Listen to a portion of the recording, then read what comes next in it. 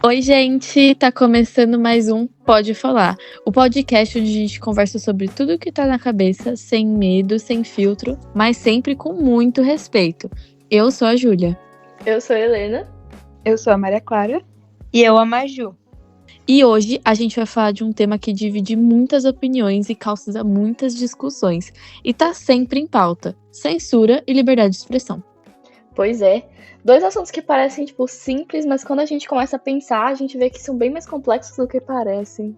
Total. É tipo aquele equilíbrio entre poder dizer o que pensa e entender que o que a gente fala também tem impacto nos outros.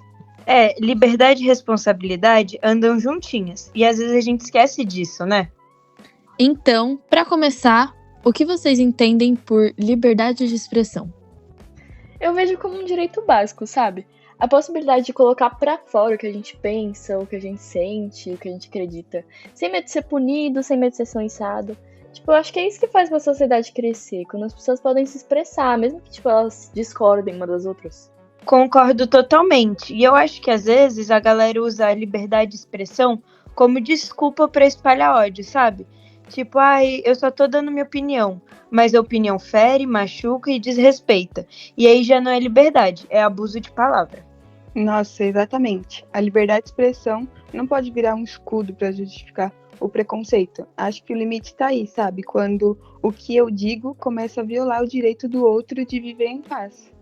E é engraçado como isso ainda gera tanta confusão.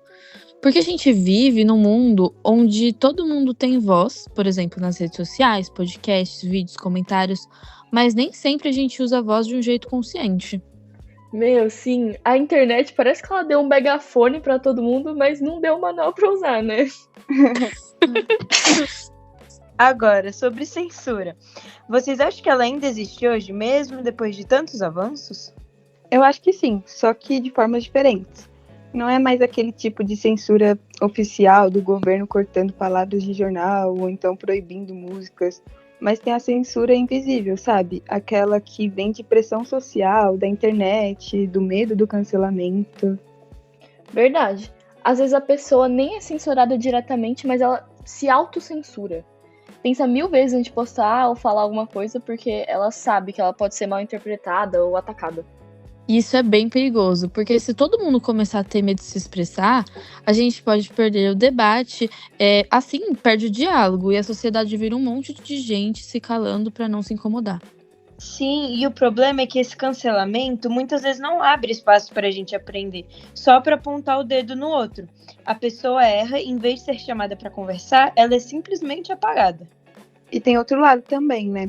Às vezes o poder econômico ou político tenta calar vozes que incomodam eles. Por exemplo, jornalistas, artistas, influenciadores, quando criticam algo, eles são processados, perseguidos ou até mesmo ameaçados. Isso também é um tipo de censura, mesmo que disfarçada. E o mais assustador é que muita gente nem percebe que isso é censura, acha normal. Tiraram do ar porque era polêmico. Mas, a arte, a crítica, o humor, tudo isso é polêmico por natureza. É o que faz pensar. Então, como é que a gente pode encontrar esse equilíbrio entre falar o que pensa e respeitar o outro? Eu acho que tudo começa por empatia.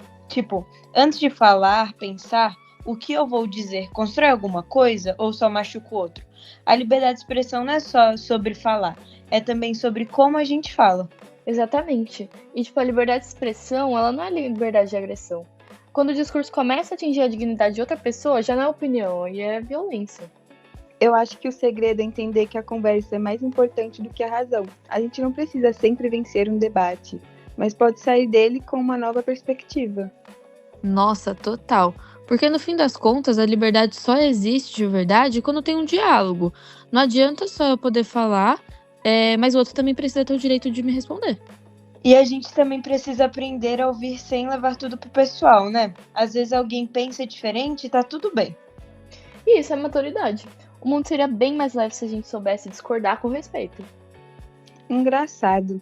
A gente fala de liberdade como se fosse algo garantido, mas ela é totalmente frágil. Se a gente não cuidar, ela se perde fácil, seja por medo, por ódio ou por controle. Verdade. Por isso que conversar sobre isso é tão importante. A liberdade não é um presente, mas uma conquista diária. Gente, que papo! Adorei o jeito que a conversa foi ficando mais profunda. Acho que a gente conseguiu entender que liberdade de expressão é muito mais do que falar o que quiser.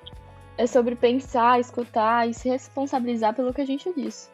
E também defender o direito de outras pessoas falarem, mesmo quando a gente não concorda com aquilo. Exatamente, porque o silêncio imposto, de fora ou de dentro, é o primeiro passo para perder a liberdade.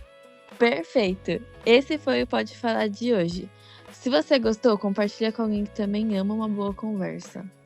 E lembra, falar é um direito, mas ouvir também é uma escolha. Usem a voz de vocês para espalhar ideias, não para calar outras. E que a gente nunca tenha medo de pensar por conta própria. Tchau! Tchau! Tchau.